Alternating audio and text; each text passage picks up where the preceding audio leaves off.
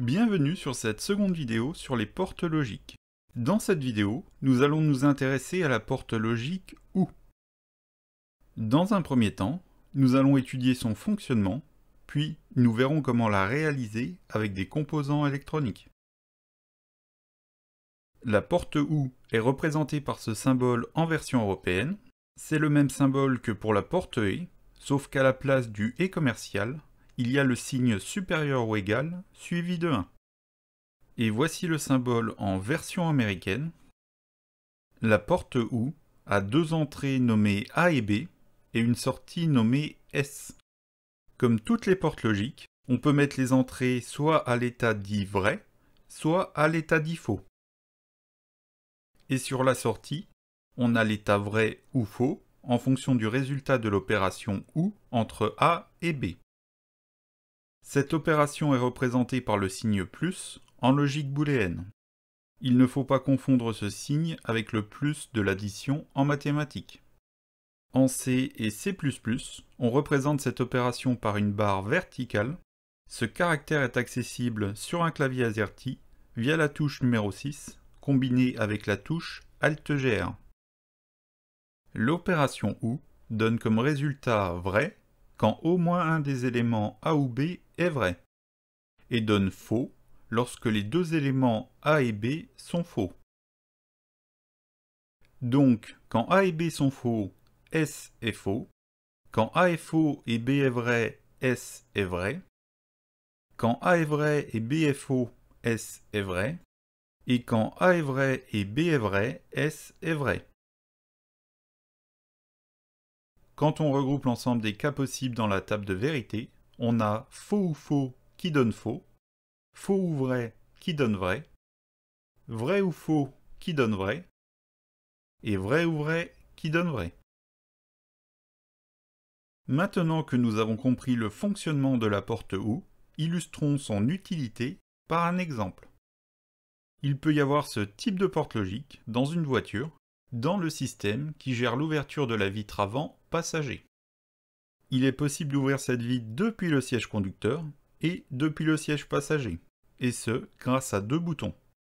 Il y a un bouton côté conducteur et un autre côté passager. On va utiliser la porte OU pour savoir quand on doit baisser ou non la vitre. Je mets l'affirmation « Le bouton lève vide côté conducteur est pressé vers le bas sur l'entrée A » et l'affirmation « Le bouton lève vide côté passager est pressé vers le bas sur l'entrée B ». Sur la sortie, je mets l'affirmation « Il faut baisser la vitre passager ». Ces affirmations peuvent être vraies ou fausses. Si aucun des deux boutons n'est pressé, il ne faut pas ouvrir la vitre. Si le conducteur n'appuie pas sur son bouton, mais que le passager appuie sur le sien, il faut baisser la vitre. Si le conducteur appuie sur son bouton et que le passager n'appuie pas sur son bouton, il faut baisser la vitre. Et enfin, si le conducteur et le passager appuient tous les deux sur leur bouton, il faut baisser la vitre. Maintenant que nous avons vu un cas d'utilisation de la porte OU, nous allons réaliser cette porte avec des composants électroniques. Pour rappel, on représente en électronique logique l'état faux par 0 et l'état vrai par 1. On a donc cette seconde table de vérité. Pour réaliser cette fonction avec des composants électroniques, nous allons représenter l'état faux 0 par 0 volts et l'état vrai 1 par 5 volts. Sur le schéma électrique, il y a les deux entrées A et B, la sortie S, le 5 volts et la masse, le 0 volts. Pour réaliser la fonction OU, on doit relier la sortie au 0 volts quand A et B sont au 0 volts et on doit relier la sortie au 5 volts quand A ou B est au 5 volts. Je commence par connecter la sortie au 0 volts via une résistance de pull-down. J'ajoute deux transistors MOSFET de type N que l'on va connecter en parallèle. Je relie le drain du premier transistor au 5 volts et sa source à la sortie S. Je fais de même pour le second transistor. Puis je connecte la grille du premier transistor à l'entrée A et la grille du second transistor à l'entrée B. Voilà, on a réalisé notre porte OU. Quand A et B sont au 0 V, les deux transistors sont bloquants car ils ont leur grille et leur source au 0 V, la sortie reste donc au 0 V. Quand l'entrée A est au 5 V et l'entrée B au 0 V, le premier transistor est passant, il apporte le 5 V sur la sortie. Le second transistor a une tension négative entre sa grille et sa source, il est donc bloqué.